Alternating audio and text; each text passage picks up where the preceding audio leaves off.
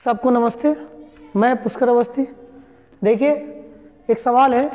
रमन 2 धनों को अपने 4 पुत्रों ABCD में वितरित करता है। पहला धन 4:3:2:1 के अनुपात में तथा दूसरा धन 5:6:7:8 के अनुपात में बांटा जाता है। यदि दूसरा धन पहले धन से दुगना हो तो सबसे अधिक धन प्राप्त करने वाला कौन है? तो आपको कैसे करना है इस तरीके सवालों को? देखिए, आपको करना है कि A, B, C और D 4 पुत्र हैं, 2 प्रकार के धन हैं। तो 2 प्रकार, पहला धन किस अनुपात में है? 4:3:2:1 और दूसरा धन क्या है, किस तरीके से अनुपात में है? 5:6:7:8। तो आपको करना क्या है, याद रखना है कि इस तरीके से सवाल करना है। ये पहला धन है, ये दूसरा धन है बेटा, ये फर्स्ट है, ये सेकेंड प्रकार का, ठीक है ना। तो हम क्या करेंगे, इनका योग कर लेंगे। 4 3 7 2 9 1 10 और इसका योग कर लेंगे 5 6 11 11 6 18 18 26। तो हम ऐसी संख्या मान लेंगे जो 10 और 26 से कट जाए या लासा ले लेंगे। तो 10 26 से कटने वाली संख्या होगी 130। कितना होगा? तो पहला धन हम मान लेंगे 130। कितना मान लेंगे? 130। याद रहेगा, हमने क्या किया, 10 और 26 का लासा ले लिया।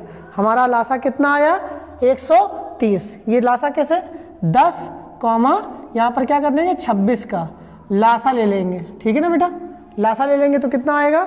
130। याद रहेगा। तो पहला धन हमने माना 130 है। तो सिंपल सी बात, उसने कहा है कि यदि दूसरा धन पहले धन से दुगना हो, तो जब पहला धन 130 है तो दूसरा धन कितना होगा बेटा? 260। तो दूसरा धन हमने कितना मान लिया? 260। तो अब इसको तोड़ दीजिए। कैसे? 10 बराबर किसके? 130 के। इसको सबको जोड़ो तो 10 बराबर किसके? 130 के। तो 1 बराबर किसके हो जाएगा? 13 के। 13 चौको 52, 13 तई 39, 13 दूनी 26, 13 एकम 13। पहला धन इस तरीके बढ़ जाएगा। इसी तरीके 260 को ऐसे बांटो इसमें, तो ये देखो 26 और 26 बराबर 260 के। तो 1 बराबर किसके होगा? 10 के। तो 5 बराबर 50 के, 6 बराबर 60 के, 7 बराबर 70 के, 8 बराबर 80 के। समझ में आ रहा है कि नहीं आ रहा है? तो बस इनको क्या करना है, तुम्हें जोड़ देना है। क्या कर देना है? जोड़ देना। तो सबको समझ में आ जाएगा कि किसको ज़्यादा मिला, किसको कम मिला। तो किसको ज़्यादा, इसको कितना मिलेगा? 102। इसको कितना मिलेगा? 99। इसको कितना मिलेगा? 96। इसको कितना मिलेगा? 93। समझ में आ रहा है कि नहीं? ये 80 है बेटा, है ना, डिस्टर्ब ना होना, ठीक है ना। तो सबसे ज़्यादा किसको मिला? A को। किसको मिला सबसे ज़्यादा? A को सबसे अधिक मिला। यही आपका आंसर है, ठीक है। Thank you. देखिए, जैसे एक सवाल ये है, किसी कारखाने में एक व्यक्ति द्वारा किए गए उत्पादन का 33.1/3% दूसरे व्यक्ति द्वारा किए गए उत्पादन का 50% है। यदि दूसरा व्यक्ति प्रतिदिन 1500 पेन बनाए तो पहला व्यक्ति प्रतिदिन कितने पेन बनाता है? तो कैसे करेंगे इसको? देखिए कितना आसान है। आपको क्या करना है, 33 से 1/3% जो होता है 1/3 होता है। ये पहला आदमी कर लेंगे, ये दूसरा आदमी, इसको बोलेंगे 1/3, ठीक है ना बेटा। और ये 50% को बोलते हैं 1/2। और ये क्या है, दोनों बराबर है, ठीक है ना।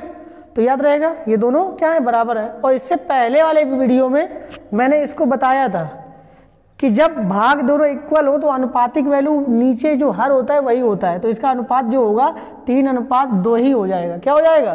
3:2। बस। तो आपको क्या करना है, ये लिखा है कि दूसरा व्यक्ति 1500 पेन बनाए, तो क्या करना है, तो 2 बराबर किसके हो जाएगा? 1500 के। तो 1 बराबर किसके हो गया? 750 के। तो सिंपल सी बात, तो 3 बराबर तो 2250 के।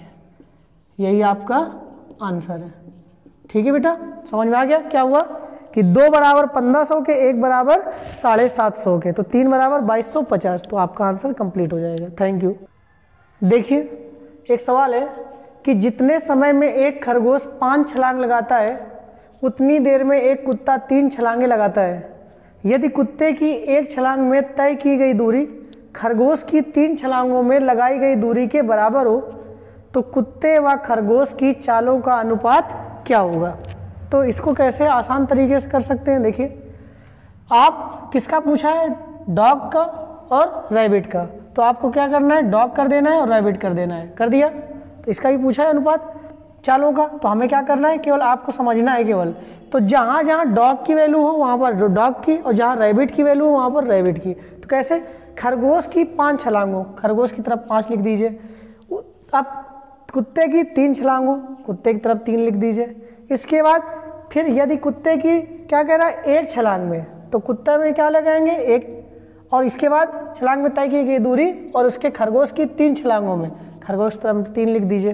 अब क्या करना है, ये लाइन खींच दीजिए, क्या क्रॉस लाइन आप खींच दीजिए। खींच दिया तो देखिए 3 त्रिका 9, 5 एकम 5, आपका आंसर कंप्लीट हो गया। ठीक है, आपका आंसर यही, आपका चालों का अनुपात मिल जाएगा। Thank you. देखिए एक ये सवाल है, एक विद्यालय में छात्र एवं छात्राओं की संख्याओं का अनुपात 4:5 है। 100 छात्राओं के विद्यालय छोड़ देने पर यह अनुपात 6:7 हो जाता है, तो विद्यालय में छात्रों की संख्या कितनी है। ठीक है ना, तो विद्यालय में छात्रों की संख्या कितनी है, तो ये कैसे सिंपल करेंगे इसको देखिए। तो यहाँ पर समझिए कि हमें बॉयज़ और गर्ल्स यहाँ पर देखना है, अनुपात कितना है 4:5। समझ में आ रहा है। जब 100 छात्राएं गई तो यहाँ पर जो अनुपात था वो कितना हो गया 6:7 हो गया। क्या हो गया 6:7 हो गया।